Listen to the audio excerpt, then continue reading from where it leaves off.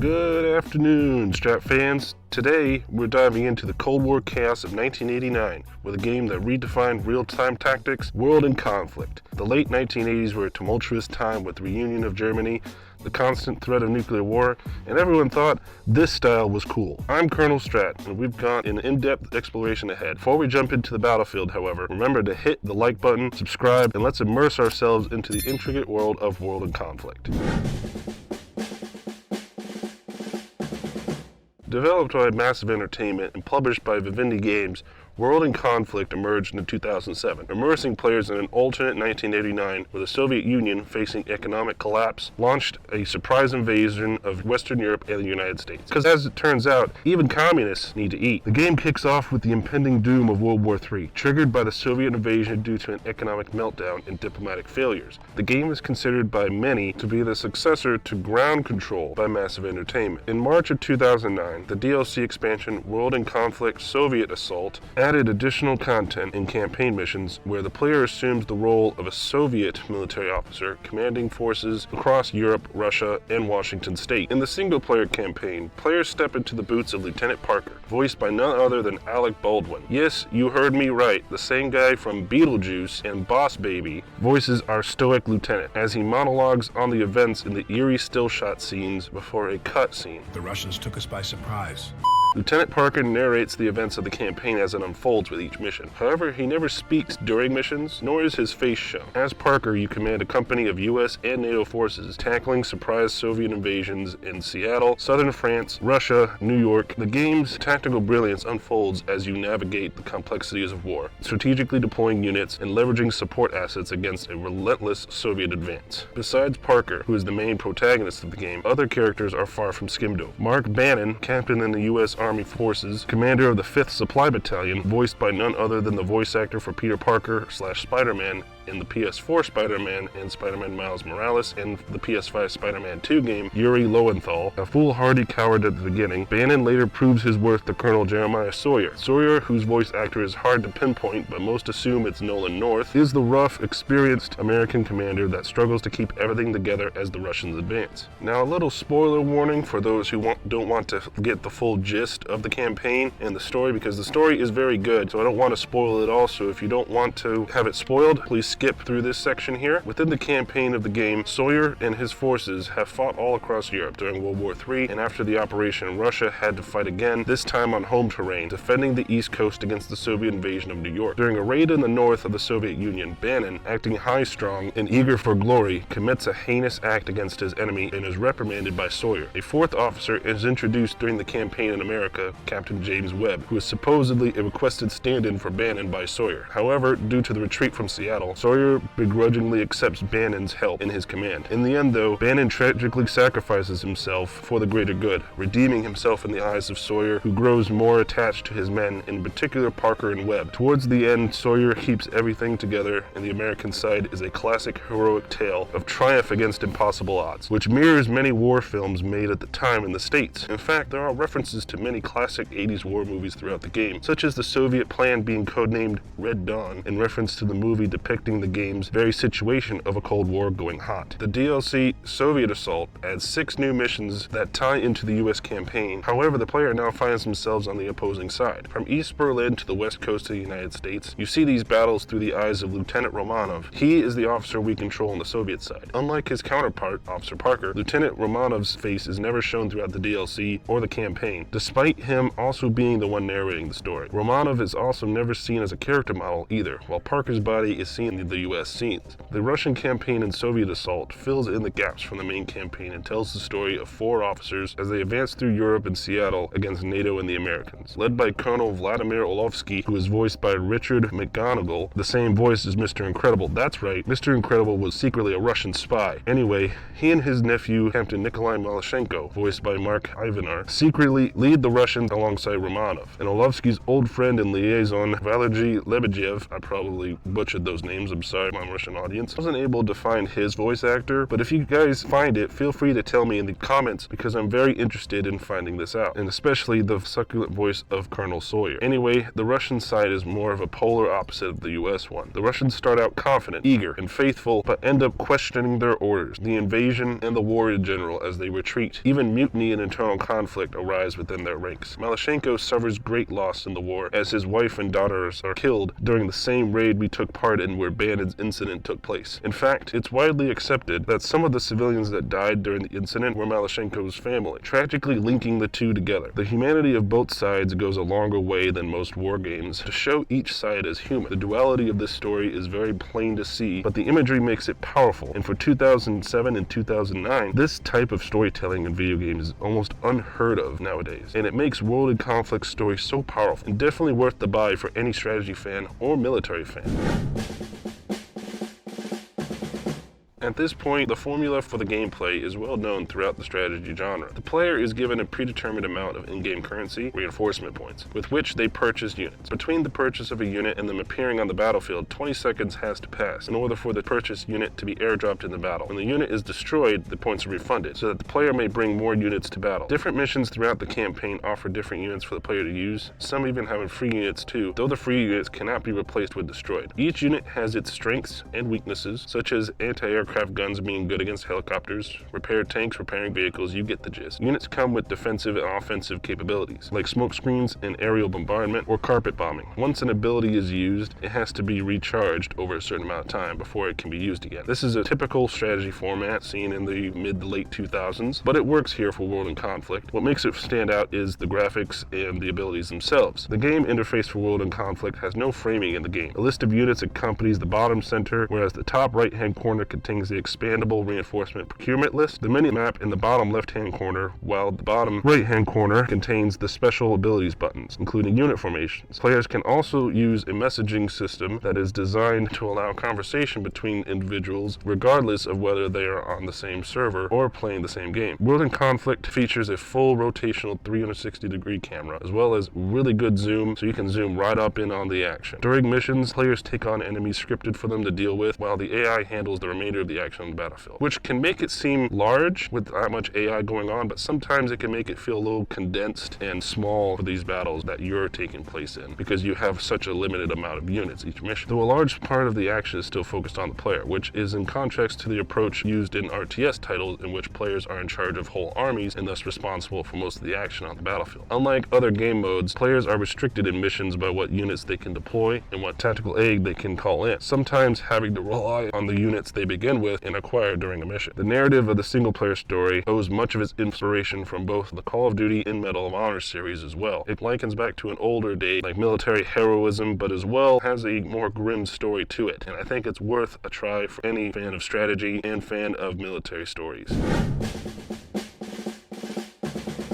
World in Conflict doesn't stop at solo missions and unleashes multiplayer mayhem supporting up to 16 players online through LAN or the internet. With domination, assault, and tug-of-war maps, the multiplayer experience is a strategic ballet. Choose your side, United States, NATO, or the Soviet Union, and engage in battles that redefine the term tug-of-war. In multiplayer gameplay, the player may choose one of 4 roles in battle: infantry, air, support, or armor. The infantry role gives access to various infantry squads, such as anti-tank teams, snipers, light transport vehicles, whereas armor allows players to use various classes of tanks, the dominant direct fire land command unit of the game. Players choosing the air role have access to attack, scout, and transport helicopters. Finally, the support role contains anti-air, artillery, and repair units. Each role's basic units can be purchased by everyone, but are more expensive for players with a different role. In addition, each role has its own exclusive units that aren't available for purchase by other roles. This helps define the team-based squad gameplay and allows each player to work together to create this grand strategy, and it just really helps increase community integration and cooperation as well. It's a very cooperative strategy game for the time, and I thought it was very revolutionary when I played it. The games usually last around 20 minutes, although they can end sooner if the side completely dominates the other. The online component of the game uses the in-game mass gate system, which is derived from ground control. The system helps players keep track of friends, allowing them to see whether they are online or playing a game. Clans can be created and kept track of in-game, with features such as ranks and clan matches. Mass gate includes leaderboards leaderboards and a ranking system based on the US Army military ranks. Just classic for what we saw at that time. Players can increase their rank and leaderboard position in a way similar to Battlefield 2. By accumulating earnings and scoring points, medals, and badges, achieving higher ranks becomes progressively more difficult. The leaderboard also keeps track of clan rankings. Unfortunately, multiplayer was retired officially after 2016, and the only way to play now is due to a fan-made service called massgate.org. Due to the requirements of the multiplayer fan-made service, I wouldn't recommend it to everyone. The story itself is worth the buy here for the game. If you really want to, there is a small dedicated fan base on there, so I will leave a link to it in my description and pinned comment here on the video. You guys can go check it out. I'm planning on downloading it myself just to give it a check out myself, because I played World and Conflict back in the day when the multiplayer was active. I loved it back in the day. So that's just my opinion, that it can be a little too much for the average player to get started and get set up. I don't really trust third parties sometimes, but as far as I know, they're good folks. Back in the day, multiplayer was the bee's knees. It's up to y'all if y'all really want that. The core of World of Conflict lies in its real-time tactics gameplay. No base building here. Instead, you're allocated reinforcement points to purchase units, with a 20-second wait as they're airdropped onto the battlefield in a very realistic fashion. The game challenges your strategic mind as you adapt to changing situations. Tactical aids add another layer, allowing for everything from airstrikes to tactical nuclear strikes, making every battle a thrilling spectacle. Different angles of attack, as well as the standard counterbalance system used in other strategy games at the time. You know the system I'm talking about, where every unit counters something like anti-infantry, anti-air, anti-armor, etc. World in Conflict does have a few curveball units that counter multiple units, or even repair units that help counteract damage. Even throwaway units like trucks still have a use in the urban warfare side of things. Really makes the battle seem real. The destruction of buildings, house-to-house fighting, and special abilities for each unit make the combat feel fresh always, and each scenario you go into the campaign always brings a new challenge. It's a real shame multiplayer was discontinued. In its heyday, it was the best strategic multiplayer on the market with these features. You could shape the terrain to your liking and blow up the house. You know, hey, I can't storm this house. Well, let's just blow it up with artillery. The tracking system, it's very realistic, with where you have to space yourself with your support, or else you might overshoot or undershoot and not get as many. So it's a little challenging with that too. Other than that, it's the standard counter system we've seen, like tanks counter lighter vehicles counter infantry, anti-tanks counter tanks. Heavier tanks do better against lighter tanks, the same old stuff. Then you throw abilities in there and you're able to come out on top and maybe do the underdog story. Really makes it interesting. That's why I think its tactical gameplay was one of the best back in the day.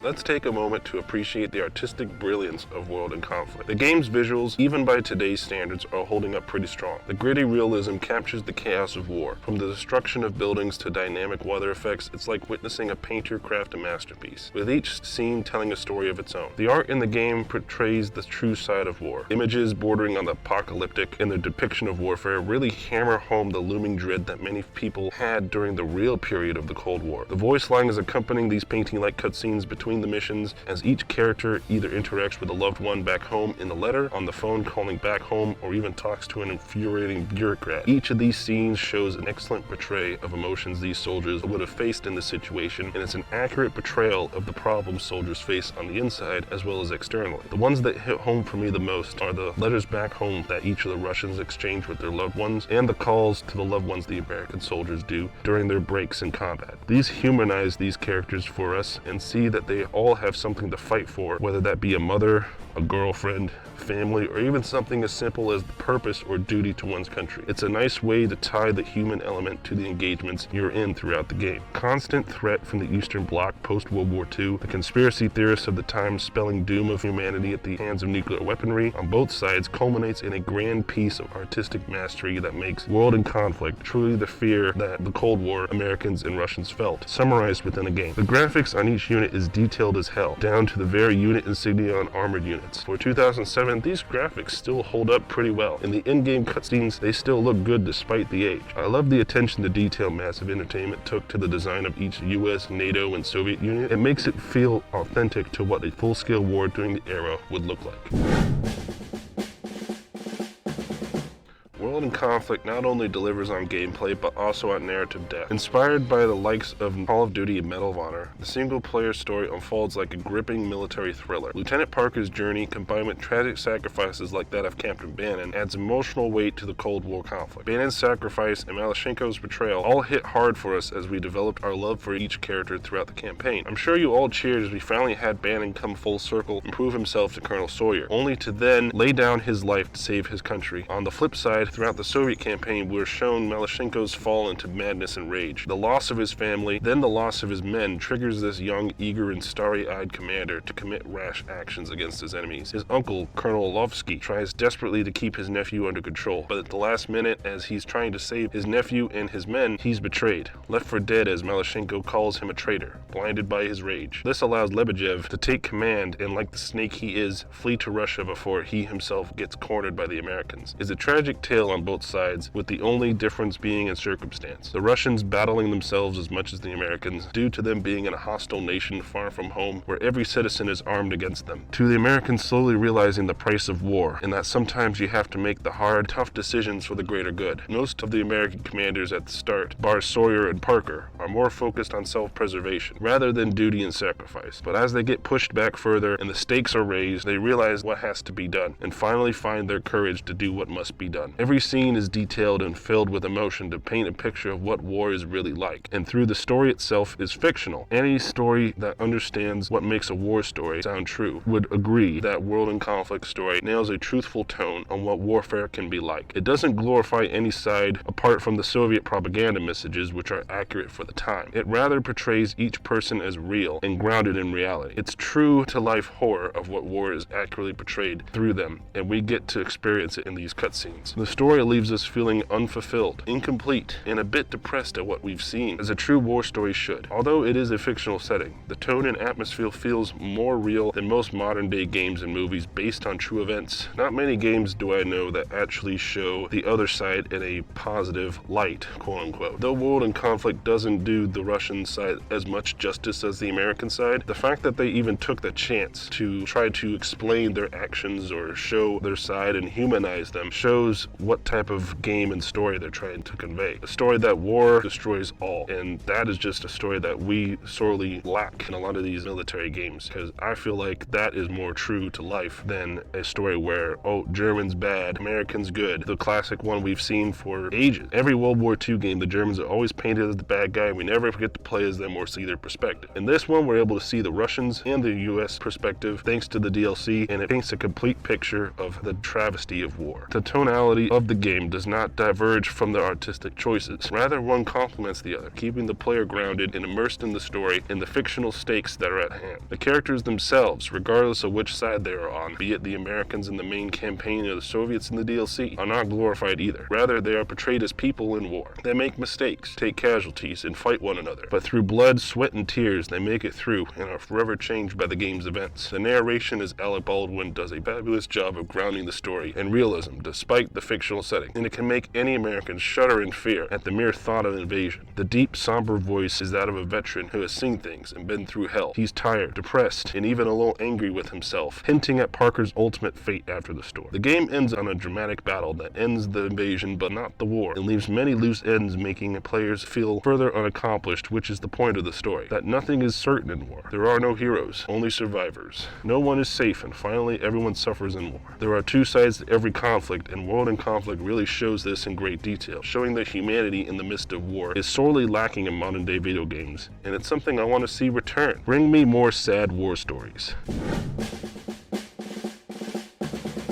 So long story short, any strategy fan will get an incredible amount of entertainment from this classic gem of a game. World in Conflict is a game that not only mastered gameplay mechanics, but also painted a vivid picture of a Cold War gone hot. If you haven't experienced it yet, it's a journey worth taking. For my review of the game, I'm going to be very generous because it is very good, it's very somber of a game, and I feel like any war game enjoyer and war game story enjoyer should see it. But some of the technical limitations and the fact that the battles can sometimes seem a little bit too small when they're meant to be bigger kind of takes away a little bit, so I'm going to give it, drum roll please, 9 command posts out of 10. So I'd actually be convinced to put a 9.5 just because of how that can take you out of the gameplay where it's like, oh, well, I'm still defending here, no one's coming, where's this big battle you're talking about? Sometimes that can feel a little off-putting, but it's still a very good game and I would recommend. Share your thoughts in the comments below, and if you enjoyed this deep dive, don't forget to like, subscribe, hit that notification bell, and until next time, I'm Colonel Strat. Remember to always keep it strategic, Strat fans. Eagle 6 out.